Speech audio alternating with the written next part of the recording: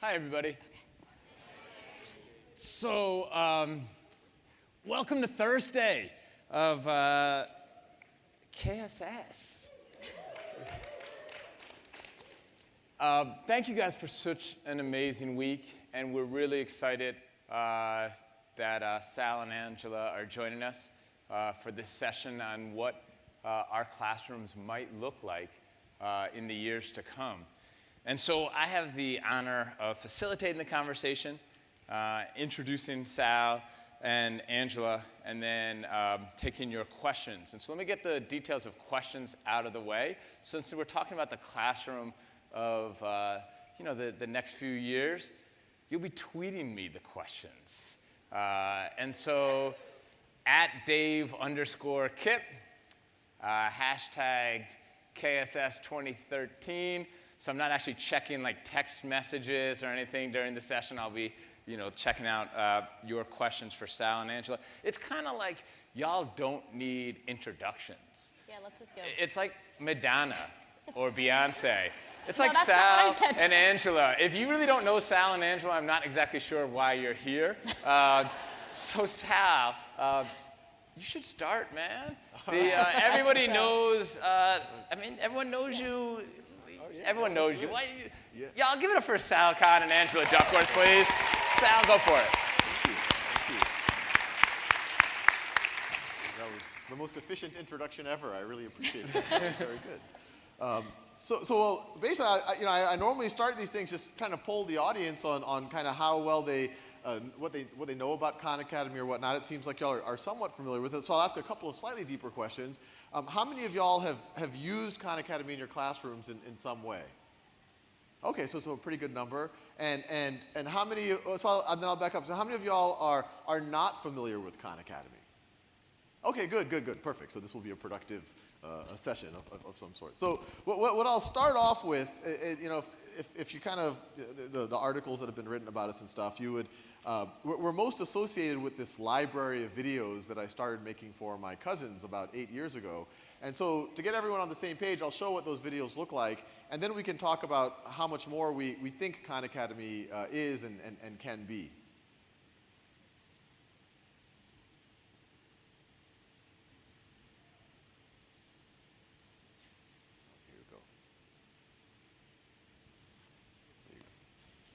Sound. I could narrate it. Is a capital sigma. All of these interactions are just due to the gravity over interstellar, or almost you could call it intergalactic. This animal's fossils are only found in this area of South America. A nice clean band here. Notice this is an aldehyde and it's an alcohol. Is there 30 million plus the $20 million from the American manufacturer. They create the Committee of Public Safety, which sounds like a very nice committee. This is not Eve. No, Botticelli's portrayed the ancient goddess of love. This is 6 times 6 times 6, or 216. I'm told the humidity makes it feel hotter. Why is this? Excellent question, LeBron. Let's just make it 11. Play with the pendulum and get a feel for how it moves. Function as a bridge rectifier. 1, 2, 3, 4, 5, 6, 7, 8. If this does not blow your mind, then you have no emotion. I can always appreciate the intelligence of an audience based on how much they appreciate Euler's identity. So y'all are doing very well. And the Committee of Public Safety, I got some giggles out of that one too. So that was very good. So just as a snapshot of where Khan Academy is right now, about 85 million students have used this to date, about 6 million unique students per month. It's also being used in 30,000 classrooms in different ways, and we could talk about that a little bit later. And I think, but before we move on, I'll talk a little bit about how all of this got started, and I think y'all have a sense of it. 2004, I was an analyst at an investment firm, and one cousin in particular, Nadia, needed help with unit conversion. She was in New Orleans, I was in Boston, so I started helping her. I started tutoring her over the phone, eventually finding out some ways for us to write and see each other's writing. Then I started writing a little bit of software for her, and then her brothers I started working with as well to give them practice problems. And this was actually the first Khan Academy. There were no videos at this point. And then you fast forward to 2006, a couple of things happened. Word got around in the family that free tutoring was going on. So I found myself with about 10 or 15 cousins every day after work. And then the the other thing is, I was having trouble scaling myself. Even, I couldn't do the one-on-one with Nadia. And it was a friend who said, well, why don't you complement this software in your tutorials you do with your cousins by maybe making some videos and putting them up on YouTube? I immediately thought it was a horrible idea. I said, no, YouTube is for cats playing piano. It is not for serious mathematics. But I went home and got over the idea that it was not my idea and started putting those up. And, long story short, and this is actually what they told me. I asked my cousins the feedback, and they told me that they like me better on YouTube than in person. And I'll put an asterisk there. They appreciated the tutorial sessions, but they were saying that they enjoyed having this on-demand access at any time, whenever they wanted, without kind of any judgment or evaluation going on. But then, clearly this was public, and it soon became clear that people who weren't my cousins were watching. And that kind of kept growing and growing and growing, and by 2009 kind of took over my life, and I set it up as a not-for-profit, quit my job. And in 2010, so this isn't that long ago, about a year later, we got our first major support from the Gates Foundation, from Google, from Anna John Doerr, and then many others since then. And immediately when we got that first real support, I saw this as an opportunity to kind of work on the original dream of Khan Academy, which wasn't just videos. It was actually making videos, exercises, software, ways for people to communicate with each other, dashboards for teachers so it could be blended into classroom environments. And so what we immediately started working on was this extension of this stuff that I had started working on for my cousins. And some of y'all are familiar with this, and actually y'all should keep up to date on the site. In about 3 weeks, there's going to be a completely new release that will update a lot of this, and we can talk about this in the Q&A. But this, what we call our knowledge map, is kind of the basic gist of how we view things. And I just did it when I was working with my cousins in math. And the basic idea is each of those circles are a concept in mathematics. At the very top of the knowledge map is the most basic mathematics, a basic addition. And as you go down the knowledge map, it gets more and more and more advanced, going all the way down to high school level and early college level, algebra, calculus, statistics, and whatever else. And the model, and we could talk more in the Q&A about how do you get review and how do you make sure people can retain and do it in context switching mode. But the general idea is once someone shows proficiency in a more basic concept, hey, maybe they're ready to start working on some of the more advanced concepts. And on one level, this is a completely natural way to operate. It's the way you would play a video game, the way you would learn a musical instrument. But what I always point out is it's not the model that a traditional school has, or not the model that, frankly, all of us grew up in. In a traditional model, what we do is we say, oh, let's group students together. It's usually by age. And then we move them together at a set pace. And there's usually some combination of lecture, homework, lecture, homework, lecture, homework. And then we give them an assessment. And on that assessment, let's say this was a unit on basic exponents. And on that assessment, you get an A, I get a B, you get a C. And even though that assessment identified that I didn't know 10% of the material and you didn't know 20% of the material, we say, all right, that is what it is. Let's move on to negative exponents. Let's move on to logarithms, somehow building on top of that. And to kind of put that in perspective, imagine doing that in other walks of life, say home building. So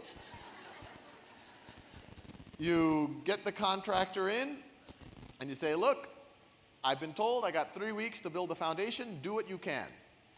So the contractor says, well, they do what they can. Maybe some of the workers are sick. Maybe it rains. Maybe some of the supplies don't show up. After 3 weeks, you get the inspector to show up. The inspector says, I don't know, the concrete's still wet right over there. That part's not quite up to code. I will give it an 80%. And you say, great, that's a C. Let's build the first floor.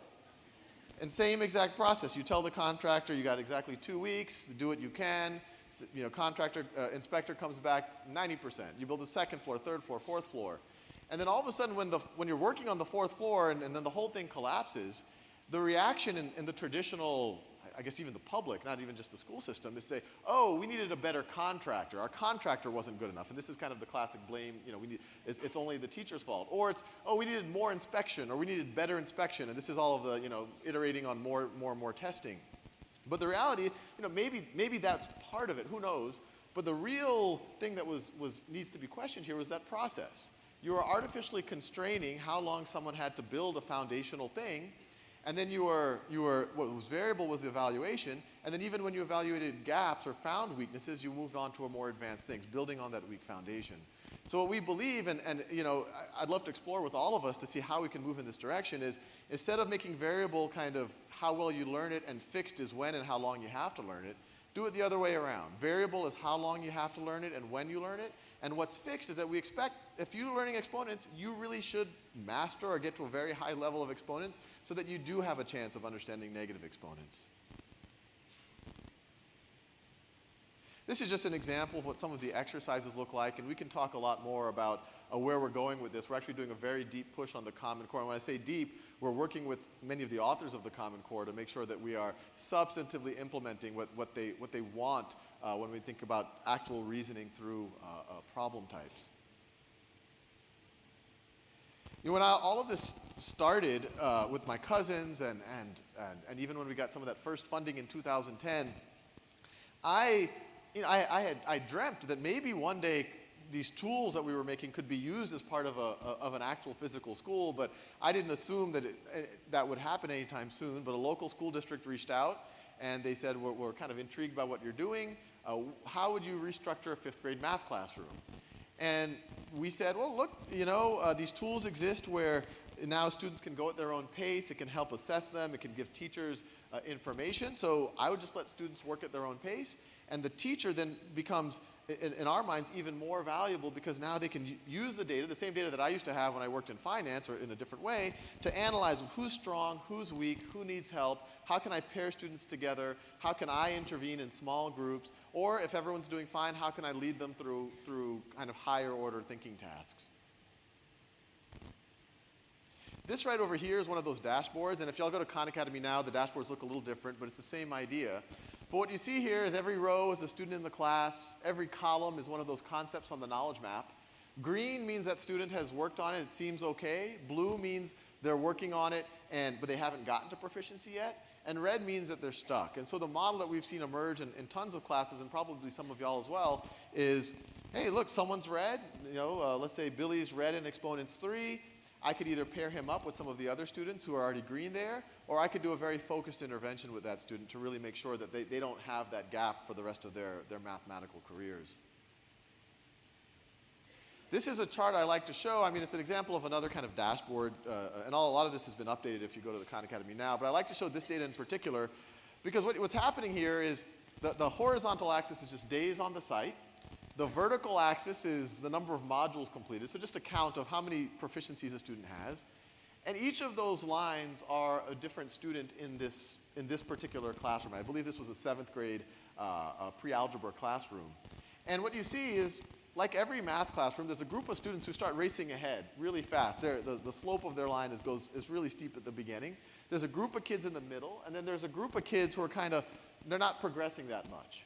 And in a traditional classroom, usually around middle school, you often start to track them. You say, hey, those are the honors kids meant for, they're going to be doctors, lawyers, engineers.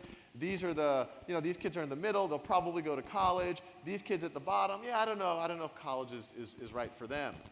But what we're seeing is if you let them all work at their own pace, you let them all remediate any gaps that they've been accruing through their experience, even if it's a pre-algebra class, if a student doesn't understand dividing decimals or negative numbers, they should be able to work on it. And if you let them do that the same student, and that blue student is one of them, the same student that you thought on day 10 or day 20 was below average, ends up becoming the best student in the class. And we're seeing that over and over again. We're seeing that in public schools, private schools, charter schools, affluent neighborhoods, and underserved neighborhoods. It's a pretty universal phenomenon, which is kind of both exciting and humbling at the same time. This is just some data, and we could talk more about it in the Q&A that we've started collecting on use of Khan Academy. I mean, just to summarize the charts is that, relative to a control, it was actually really, really good results. But I like to show this even more because, and this is something I didn't realize, but when we talked to the teacher, what he said was the most profound thing is that these students were finally taking ownership of their learning. That when you allow it to cater to them, they don't just say, hey, teacher, what do I do next? Or, hey, I don't know how to solve that problem. But and I think Angela's probably going to talk a little bit about this, but they start to build grit. They start to take agency over their own learning, and their attitude towards life starts to change, which is probably more important than factoring polynomials. It's debatable.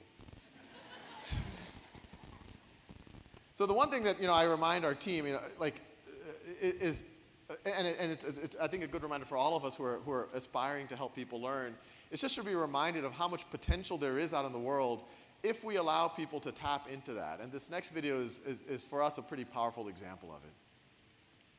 My name is Mark Halberstadt. Growing up, I was really always a C student. I pretty much thought that the only thing I was good enough to do in college was major in music. But I sort of almost felt that it was more I was getting it because I was terrible at everything else. Really what I wanted to do was electrical engineering. And the last thing that I remember completely not getting was trig identities. So I went to YouTube and I did a search for trig identities, and the Khan Academy was the first thing that popped up. Watched a bunch of videos in the trig playlist to kind of get caught up to speed. I watched all the videos in the calculus playlist. I watched all the videos in the physics playlist. Watched a lot of videos on arithmetic. I took a leap and I decided to go back to school and went to Temple University, majored in electrical engineering, getting a second bachelor's.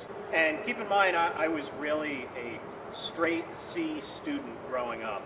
And I just finished this year, first year back in college, I got a 4.0 GPA for the entire year. I got perfect scores on both of my calc final exams and also on my chemistry final exam. I ended calculus, chemistry, both calculus classes, Calc 1 and 2, and chemistry with an average higher than 100%. There are some Khan Academy videos that I probably listened to the same concept over 20 or 30 times. And there is no tutor in the world I could have paid to have sat next to me and repeated the same thing over 20 or 30 times without at least them getting a little bit judgmental, or at least them thinking like, oh, well, this guy really is never going to get this concept and he should just give up. Where the understanding really happened was watching those videos and also working through the Khan Academy software and everything. The impact for me in my life, I really see it growing exponentially over the next 20 or 30 years. So from the bottom of my heart, thank you.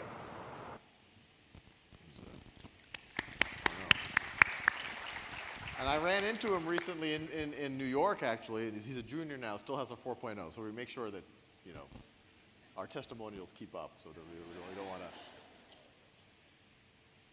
So this is, what's exciting about the world we're entering to, and I'm sure Angela's going to talk a lot more about this, is this form factor, not only is it a way to reach a lot of people and give interactivity to a lot of people, not only is it a way to give tools to all of you so that you can actually start to differentiate for your students and fill in their gaps and meet them right where they are, but it also has real potential for us as the content creators to think about how do we optimize things? How do we optimize things for engagement? How do we optimize things to build students' grit? How do we make sure that the videos are actually helping? And these are just two examples that we've started to run on the site.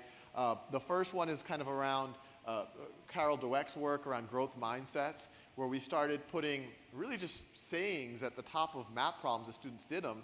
And we found that when people saw the growth mindset sayings, they actually did 5% more problems than otherwise. And we were able to run this experiment essentially over the course of a few days and get tens of thousands of data points. So it was really exciting for us to really validate some of what we've seen in education research and test it on this platform. The second one is something that, has kind of been the holy grail if you've been a publisher. How do you really know that version 3 is better than version 2? Or that this tweak of the text actually improves learning? And so what we did here is we changed the explanations when you do on a problem for negative exponents, and that we saw that one variation led to a 6% improvement in not only how quickly someone got to proficiency, but also how likely they were to retain it 1 week, 2 weeks, or a month later.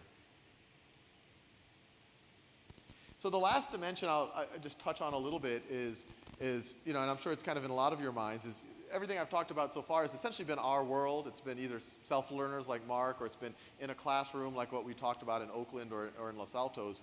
But obviously this also has potential for parts of the world where they have little to nothing.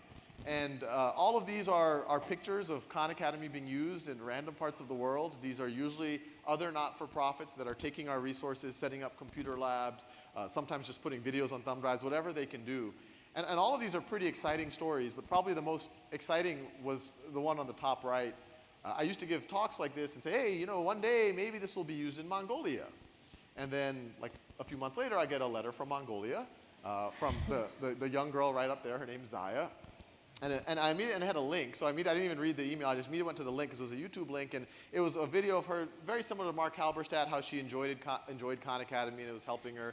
And I immediately assumed, oh, well, she must be middle class or upper middle class if she has access to this, if she can speak English. But then I actually read the text of the email, and it turned out there was a group of volunteers from Cisco Systems that was setting up computer labs in orphanages in Mongolia. And she was actually one of the orphan girls, and those were actually orphan girls in Mongolia using Khan Academy.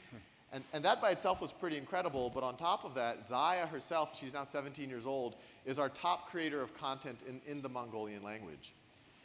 And so you can imagine internationalization. Oh no, I'm writing her a recommendation for college, don't worry. It's the least I can do. But just so you get a sense of where we're going, we're doing internationalization is something that we're focusing more and more on because of stories like that. We're trying to do a full Spanish implementation of Khan Academy in the next month or so. Shortly after that, you're going to have Brazilian Portuguese, Arabic, Mandarin, eventually all of the world's languages. And just to get a flavor of what that looks like, I'll show you this next montage. Sí decimos que bueno, esta fue la primera cara y esta fue la segunda cara. तो ये जो है जो observer यहाँ कहीं बैठा होगा तो उसको ये इमेज जो है那个角就是正弦数值对应的角。Мы можем обе стороны разделить на b plus a. Également sur la dernière leçon, שהנקודה בשאלה. אז למעשה, זה רק השינוי בערך y. و انگلیزه رو ما اگه بدیم به نونوایی چیزی এখন দুই কার্বন যুক্ত অ্যাসিটাইল কোএ উৎপন্ন হয় auf der Zahlengerade zeichnen. Hier ist meine Zahlengerade. Mas é claro que ele fez muitas e muitas e muitas outras coisas importantes. I'm Zaya from Mongolia. Your videos are so interesting and funny. Make more lessons. I watch that when I get lazy.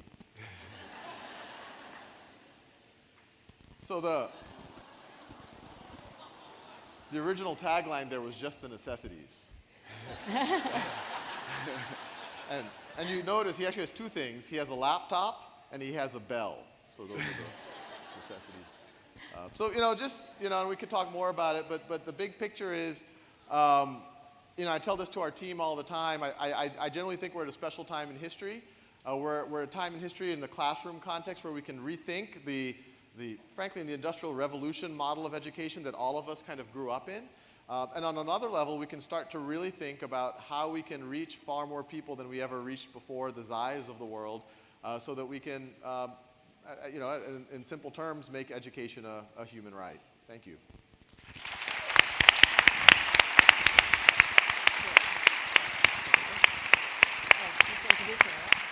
Get up first.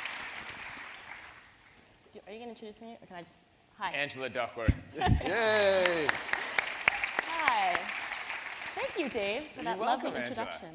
Hi, KIPPsters. I am so happy to be here. Thank you for having me. What I want to do in the next 20 minutes is not talk about grit. I figured we're in Vegas. I'm going to talk about temptation instead. And the other reason that I thought it would be appropriate to do that is that grit is about sticking with things over the very long term, having this far-off goal in mind, and working toward it. And I want all your KIPPsters to have grit. Grit's good. But they need something else too, which is self-control. Kids who are gritty, on average, are more self-controlled than others, but that's on average. There are gritty kids who actually are not very self-controlled, meaning they're not very good at fending off temptations and distractions. I have a daughter like this, so I know it's true. So they can be determined and tenacious, but frequently led off course in the moment-to-moment of their days. Francis Galton, in 1869, said, "There's a difference between pursuing goals with passion and perseverance, that's grit, and the ability to deal with the hourly temptations." I don't know what the hourly temptations were in 1869, but my sense is we have more of them now, right? For one thing, there was not texting or Facebook or Cool Ranch Dorito tacos, or the things that we've invented since 1869 that actually make self-control more difficult. So I want your kids to be gritty, but they also need self-control for the moment to moment, and having one is no guarantee of the other. So what I want to do with you today is tell you what I know about self-control. Well, tell you what I can tell you in 19 minutes. I want to say something about the history of self-control, where it came from. It actually comes from Freud, the idea of delaying gratification, the idea that self-control is the most important thing that children need to develop as they transition to maturity and adulthood. So we're going to go back to Freud. We're going to say just a couple of words about what self-control predicts. And then the question that I'm asked most frequently by KIPP teachers is the best question to ask me, which is, what do we do about it, right? Great, it predicts all these things. I knew that already, but what can I do when I go into the classroom to help my kids be more self-controlled? I've been thinking about that question since I met Dave, and we were trying to count, so like roughly 7 years ago. I thought about that question before I met Dave when I was in graduate school, and I thought about that question before I went to graduate school, which is when I was a math teacher for middle school and high school kids. I was giving them the content. My kids are actually on Khan Academy, so I think the idea of making the content free, making it whenever you want, repeating the content is terrific. But I have a daughter who is not always self-controlled when she's on Khan Academy. I think she's actually watched your TED Talk 20,000 times and has not allocated her time as productively as she could. So that's a question, and Sal and I have been talking about that. So I want to tell you about the strategies that we know kids can use in the classroom and outside the classroom, and I'll organize them into buckets for you, 5 buckets of strategies.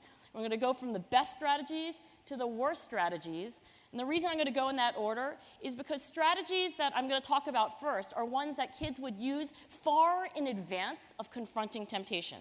Then we're going to sort of move forward in time toward the actual moment when they're sitting in front of the marshmallow, when they've got their text in hand and they're trying not to read it so they can do their homework. Those strategies at the very end are better than nothing, but they're not great. And finally, I'm going to say that no matter what strategy you want to teach your kids, they have to make a plan to use it. They can't sort of say, oh yeah, my teacher taught me that strategy, I'm going to use it someday. They actually have to locate in their heads when, where, and how am I going to use this strategy. Okay, so let's get started. This is a picture of the delay of gratification, it's a comic, I guess, of the delay of gratification experiment that many of you know, the marshmallow test. I know that because I have a KIPP t-shirt that says, don't eat the marshmallow. And this is a study done by Walter Mischel, then a young and spry psychologist at Stanford University, who asked children aged 4 to sit in front of a little plate on which there was either their favorite treat of some kind, 1 marshmallow on one side of the plate, as well as 2 marshmallows on the other. And the child is given a simple choice. Do you want the 1 marshmallow now, or do you want to wait a second and when I come back in the room after I get something in the hallway, then you can have 2, right? The self-control problem is not whether they choose 2 over 1. I just analyzed a data set of 1,000 4-year-olds. All 1,000 of the kids say, yeah, I'll take 2, thanks, right? 2 marshmallows is better than 1.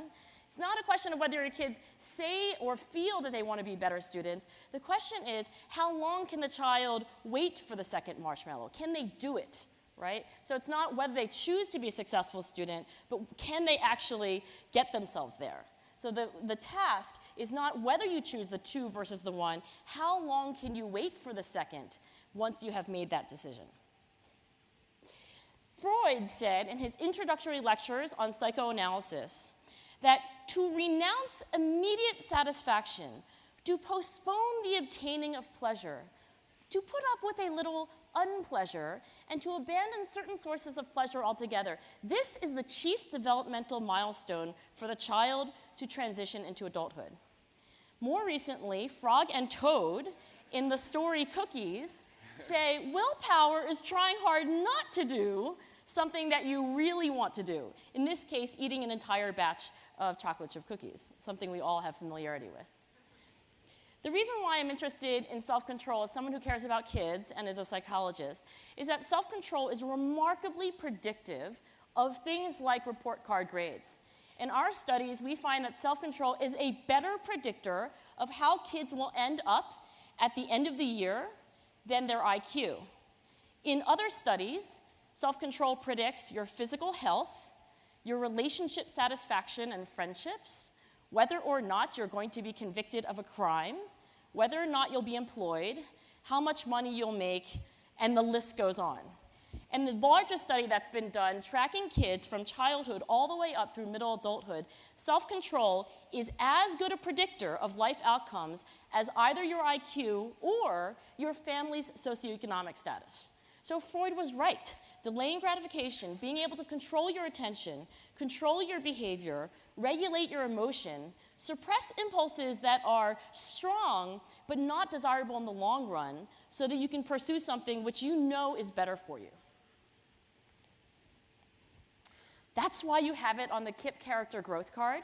These are 8 items. 4 of them have to do with, as children nominated them, this was 5th through 8th graders. Shout out to KIPP New York.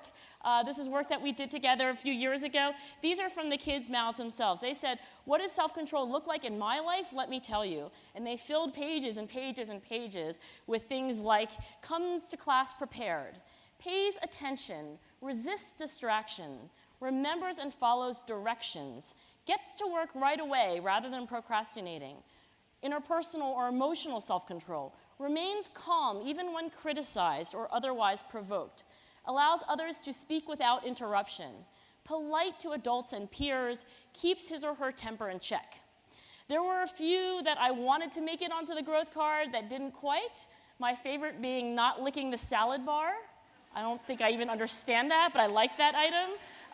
But what we did is KIPP Infinity and Academy teachers, actually in partnership with teachers from the local private school, serving more or less the other end of the socioeconomic spectrum, filtered the many, many responses of kids and chose the behaviors that they recognized as most common and most consequential in their lives. This is version 1.0 of the character growth card. Any of you KIPPsters who are interested in working on version 2.0 with our lab next year, please email me today. But most importantly, what we know about self-control, in the words of Walter Mischel, still spry, but now in his 80s and at Columbia, and a huge fan of KIPP, the most important scientific discovery about self-control is that it can be taught. The rest of the sentence is, and I know that as a psychologist who has studied self-control for more than 50 years, and as a father and as a grandfather. So what do we know about what can be taught? It's not that you're going to teach the front part of your brain necessarily anything directly. What you're going to teach your kids are strategies for making self-control easier rather than harder. I want to actually walk you through these pictures here on the slide. These are actually original photos from Walter's early work with little kids delaying gratification with a plate of treats in front of them. Okay? And you can see the struggle on their faces. But what you can't see is that some of the kids that Walter observed who waited a long time, more than 10 minutes, for the second treat to come, those kids used strategies like closing their eyes, turning around. What would that do? Why would you do that? Because out of sight is out of mind, right? Nobody taught these kids these strategies per se. The really interesting question is, if some of the kids in your class thought to do this or that, great for them, but could you teach the others, right, to use that strategy and also be as effective in their self-control? Other kids actually pretended that you couldn't eat the marshmallow. They would just sort of pretend it was a picture or pretend it was a cloud. I was skeptical about that because, frankly, I haven't been around 4-year-olds in a long time. But I took my daughter to Dunkin' Donuts one day, and she comes out, and I know I was bribing her. I'm not perfect. I just study self-control. So I had to get her haircut, and you know how it is. Okay, so haircut, donut, right. So we're walking out, and I said, you know, you should eat those donuts quickly because they get all crusty and dry. And she's like, I'm not hungry. I'm going to save it. And I was like, oh, that's like delaying gratification. Awesome. So then she says, I got a cell phone. Mommy got me a cell phone, age 5, right?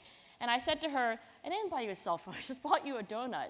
And she looks at me like I'm a total idiot. And she says, but Mommy, you can't eat a cell phone, right? That's another strategy. Change the representation of temptation in your head into something that's less tempting. When I heard about all these strategies, I got very confused, and I needed what we would say in science is a model for organizing it all. And that's what I want to show you next, a process model of self-control. This actually comes out of Stanford University, and the guy on the right, not a great picture, he's very cute in real life, is James Gross in the psychology department. His office is 14 feet away from Carol Dweck's, so they work together as well. And he has this process model. His model is that there are stages of impulse generation. You can wait all the way to the end when you're confronting the marshmallow itself and use strategies then, or you can intervene at earlier points in the impulse generation process. And that's what I want to walk you through, starting at the earliest stage and then ending at the latest one. We're also doing this work with Tamar Gendler at Yale University. Dave has a strategy. I think you guys have figured it out by now. But basically, he's an evangelist. And anyone he meets who has anything to contribute, he just sucks into the KIPP network, which is why I'm here. And I'm just, continuing the proselytizing and evangelism. So anytime I meet anyone who's doing anything great, like Tamar at Yale or James at Stanford, I suck them in too. So they are now working on this project with us as well. Situation selection, the earliest and the best strategies. This is choosing a situation in which it's going to be easier for you to exercise self-control. If you're an alcoholic, don't go to Vegas, right? For example, if you are a kid who's studying and it's really hard for you to pay attention because really you'd rather be checking your Facebook feed, right? Then choose to be somewhere else. Choose to study in the library where there are strong social norms against texting, talking, and doing anything else but quietly reading and studying. Similarly, as I regularly lecture to my own students, I teach at Penn, don't sit at the back of the class. That's what it looks like. That's not very fun. I'd much rather be on Facebook. Sit at the front of the class. That's what it looks like. A lot easier to pay attention. That's actually been documented in studies, and I did my own baby study. In my own psychology class, I just polled the kids about where they sat, looked at their final grades at the end of the semester. The kids who sit at the front of my class have final grades that are 6 percentage points higher than the kids who sit at the middle or the back. So you tell all your KIPPsters, sit at the front of the class. And they'll say, you can't all sit in the front of the class, and then you'll tell them, the front seats are always empty. You sit at the front of the class. Situation modification. All right, you've chosen where you are. Maybe you've chosen well, maybe you haven't chosen well. But wherever you are, can you modify your situation to make it easier to exert self-control? Close the laptop is my #1 advice for the KIPPsters who are now in college. Because one day I was going to the bathroom, there was a guest lecturer, and I went up the aisle, and I see all these kids with their laptops open, and I think, oh, great, guest lecture, they're taking notes. I come back from the bathroom, and eBay, Solitaire, Half.com, and Facebook, right? I think one of the kids was taking notes, but I couldn't really tell. So I use this strategy myself. When I'm in a meeting, if I have my laptop open, it's going to be really hard to listen to Dave telling me what I should be doing versus checking my Gmail account. Right? So this is a way that I can change my situation. I can close the laptop. We were just in a session with John Medina. I was in the front row, which is where I choose to sit because it's easier for me to process what he's doing, resist any other kinds of temptations. And Dave and I both noticed a KIPP teacher, you're probably in this audience, and he was taking notes, but he had his screen down, so he actually couldn't see it. That would be another way of modifying your situation, just making the temptation of doing anything other than really listening to the speaker harder to indulge in. Now, there's another kind of situation modification which is particularly relevant to today's kids, not so relevant to 1869 and Francis Galton.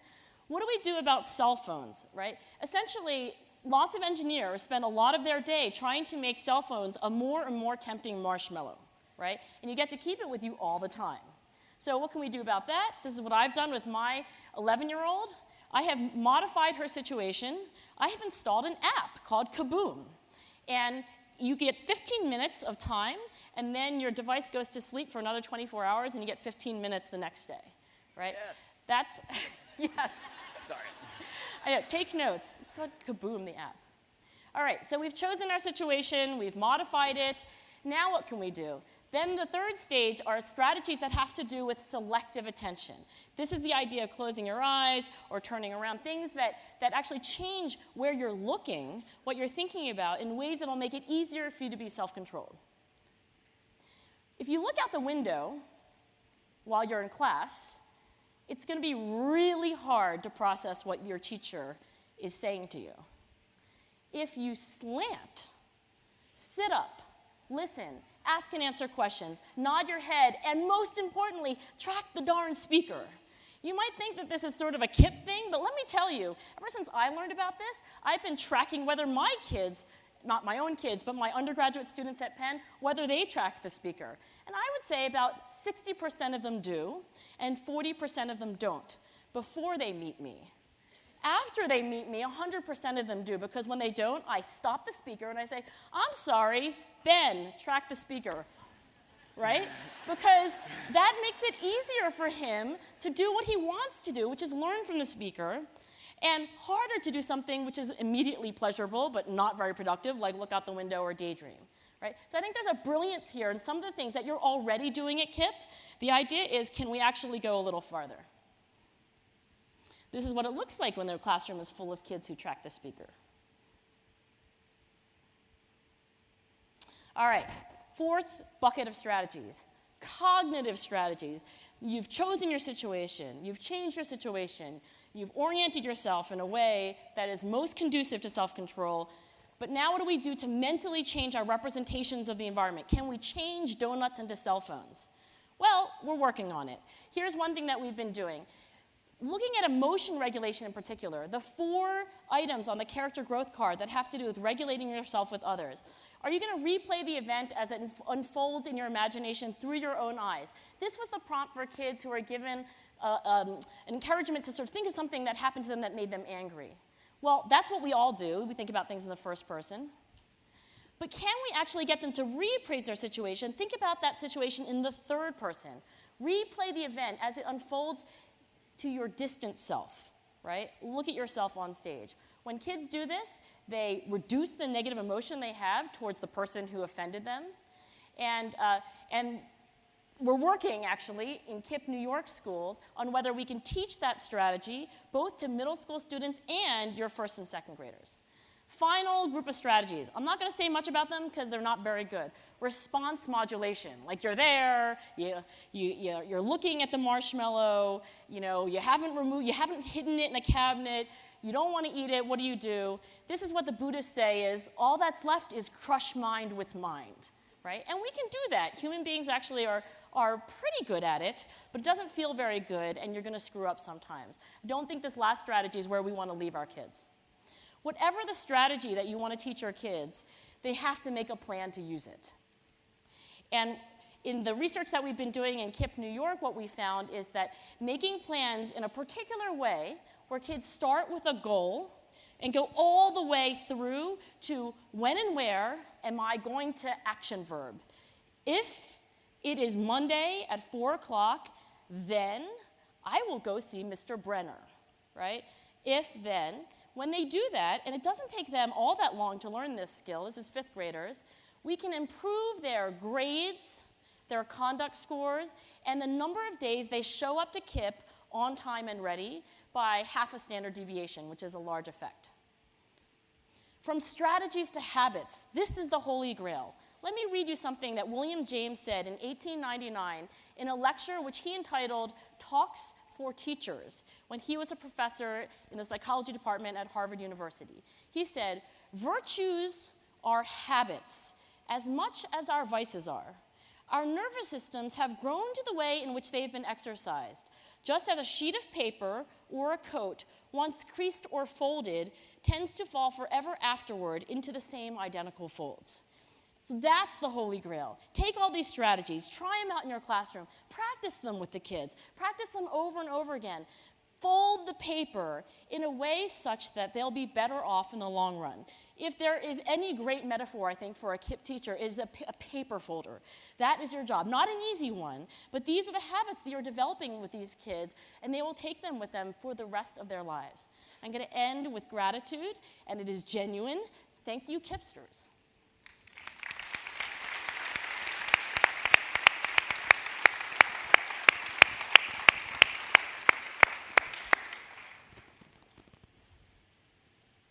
Maybe short introductions, but long on knowledge and long on gratitude. Can we give Sal Kahn and Angela Duckworth another round of applause, please?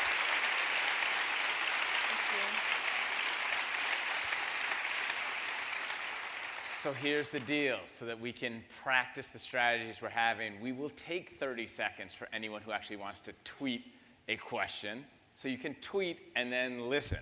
So it's 30 seconds, and then, because we're going to modify the situation, after you tweet this, you will then put your cell phones back in your pocket or your bag. So if you have a question, tweet it now.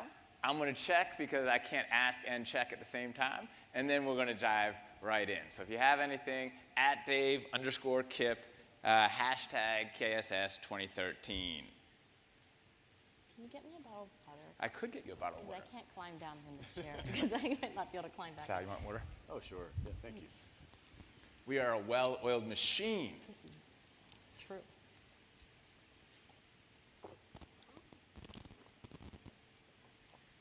How do they tweet you and then you get it? It's Twitter. I have not kept up with the temptations of like So the 21st century. if they put @Dave_KIPP, it comes up in a feed for me. And if they put hashtag KSS 2013, it comes up in a feed where everything that hashtags 2013 goes. Quote by Angela Duckworth: "Self-control is as good an indicator of future success as IQ or socioeconomic status." And you can just scroll through this stuff. Okay, anywho. So a lot of the questions are around the same type of idea here. Sal, let's start with you.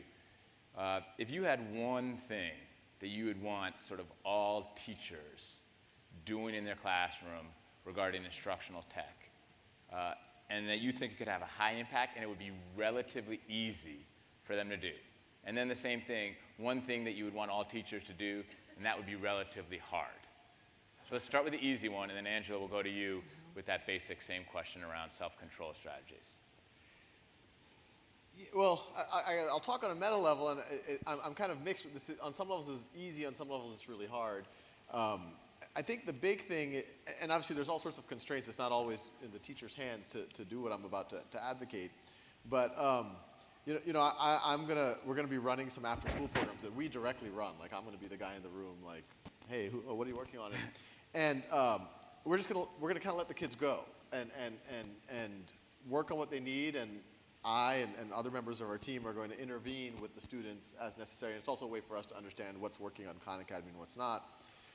So I guess my meta-level desire is that all of us think, and it's not an easy problem, but how do we make sure that there's as much, that as many students are at their level as possible, or they're gauged at their, I don't even call it learning edge, at the right moment, and there's as much human interaction in a classroom as possible. And, a lot of what Angela just mentioned, human interaction doesn't have to just be a conversation. It can't even just be, I'm paying attention to you. If half the people are zoned out. So, but it's just that's the question we always ask ourselves, which is, whenever people think about technology, they always imagine this like Vulcan or Borg reality of like, kids doing exercises. Like, no, education's got to be a human, a social experience. And that's how we think about it. We're like, how can we make sure our tools aren't used in that Vulcan and Borg reality? And how do we make sure that they are facilitating this type of human interaction? So it's a meta-level thing. I guess it's on some levels the easy thing, because it does free up the teacher, the mentor, whatever you want to. It allows them to focus on the individual student, allows them hopefully to not have to spend as much time with grading papers and whatever else. But it's hard because you have a lot of constraints telling you, look, you've got to cover systems of equations, and there's a strong feeling that if I don't at least talk about systems of equations to everyone in the room, even if 30% of the room kind of doesn't get it, I'm not serving, so it's a bit of a leap of faith there. Yeah. Thank you. Same question? Yeah.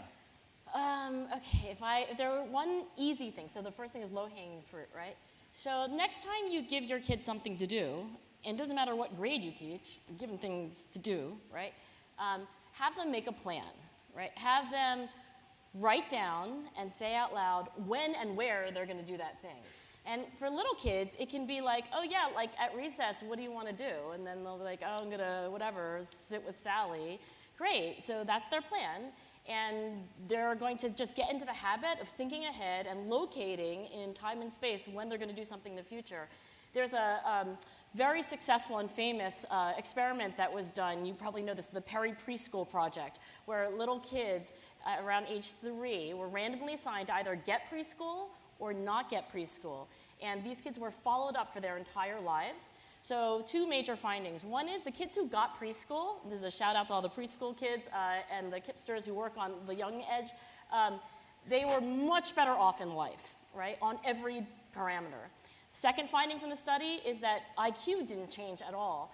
One of the things that's now emerging from the analysis of what that preschool program was made out of is that all the kids in that preschool program were taught plan, do, review.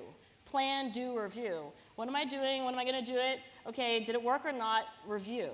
So next time you give a homework assignment, I want the kids to write down exactly when and where, mentally visualize where they'll be, and the next day, when you collect the homework assignments, in addition to saying whatever you're going to say, have the kids look at their plan and just see whether they did or didn't do the plan. It'll get them into that metacognitive habit. Okay.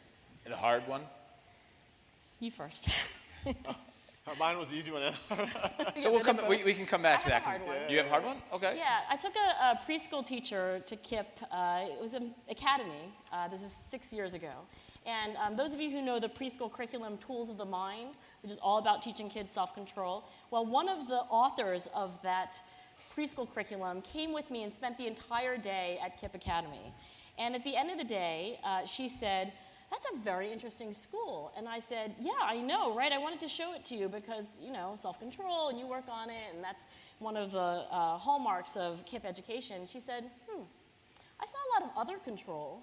I saw a lot of teacher control. I didn't actually see a lot of self-control, self-initiated. Let me just give you one example from the slides that I showed you. I told you that I took my 11-year-old's iTouch, and I installed this Kaboom app on it. That's actually not self-control because I installed it. It's self-control if she says, Mom, I really am having a hard time doing my homework and not texting. I'm going to actually install that Kaboom app that you told me about. That's the difficult transition from other control to self-control, but I think that's the next stage in the KIPP evolution/revolution. And I'll throw it, because I think what I recommended was actually the hard one, which is like, how do you get to the self-paced? Right. And I think I thought of an easy one, and I tell this to every parent whenever because all of us grew up in this model that I talked about, is whether it's Khan Academy and there's other tools out there and there's MOOCs and all of these things, but try to for yourself engage in one of these type of self-paced experiences, because I think that will open thinking to how it could work for the students. So let's stay on the self-paced thing for a second. So can we just take that to the logical or the illogical extreme? Explain to us, so if all kids move on their own pace, finish that sentence. So then, theoretically, how does school, where would you envision, that's not an easy thing for teachers to do, because then all of a sudden you have kids on fifth graders who are doing 10th grade math, third grade math. When do they move to the next grade? When do they get diplomas? How much time? What do you, and briefly, because, but where would you see that? Because there's all sorts of systemic things that might fall out of that. But, if you look at the very short term, the idea of in the same fifth grade class, some kids doing 10th grade, that's great, because that's where that student needs to be, but socially needs to be with fifth graders, and probably maybe in reading, he or she is in third grade, whatever. And that same student who's working on fourth or third grade, that's great too, because that's where their learning edge is, and they're building a foundation, and they might be able to get to 10th grade faster because of it. it is an open question. What does that lead to? I mean, this is really kind of talking into a kind of a, I mean, I guess it's a bit of a, instead of looking at time in a classroom, you're looking at what level of proficiency or competency you get to. But I think overall, at the university level, I've always joked that someone clearly just said, let's keep these students for 4 years. I mean, the fact that you could major in electrical engineering or philosophy and you take exactly 4 years to do it, someone said, let's take 4 years of their life and then fill it up with courses, as opposed to what do they really need to learn and build, and let's get them there. And so I think there are big structural changes around competency and credentialing that we could talk for hours about. Thank you. Angela, another one that came up. So you said about something along the lines of distancing yourself, that slide you had about instead of seeing the problem in the first person, you see it. So if we as teachers or as adults ourselves, what does that sound like? What's the self-talk? What's the self-talk that ideally a kid would be saying to themselves? Yeah. And then how do you actually teach someone that? So this one, and thank you for the New York schools who are agreeing to work on that research this fall. This one is hard. We have not exactly figured out how to talk to kids in ways that encourage a more distanced perspective. I actually was trying this myself, so, get in a fight with my husband. Of course, he was wrong. And I was thinking to myself, I had a little metacognitive moment. I was like, I should use psychological distancing. I should think about this in the third person. So instead of I said this and then you weren't listening to me, I should say, Angela said this, and then her husband appeared not to be listening at all. And then Angela said it louder, and whatever. And so what we've done in research studies is literally have kids use first-person pronouns, I, versus third-person pronouns, he or she, or their own name. Right? Actually, there's a great video of LeBron James who says that when he's really in a moment of emotion, he actually uses his name. What would LeBron James do right now? LeBron is thinking of going over there. So, LeBron is taking his talents to Miami. LeBron is it worked well for him.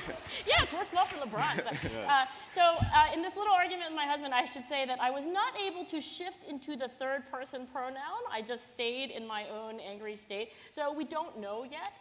And I guess I'll leave you with this answer. That's why this research is not from university to KIPP. This research is KIPP and university, text, email, talk at 11 o'clock at night, spend days, make mistakes, run pilots that don't work, go back to the drawing board. Everything that we've done together in partnership has taken that feel. So I don't actually have the answer, but I'm hoping that with the KIPP New York teachers, we figure it out. Great, cool. Thank you. Sal, final question is going to go to you. You've seen thousands of classrooms use your things all over the world. What's the best teacher doing with it? The best examples we've seen are the classrooms where so some of the best classrooms, and this is the irony of it, because some people, they're like, oh, show us a really good Khan Academy classroom. And some of the ones that I like the most is you don't even see computers in the classroom. It's the kids are working on some really interesting project, or they're having a debate about something, and they're like, well, how is this in some way a Khan Academy?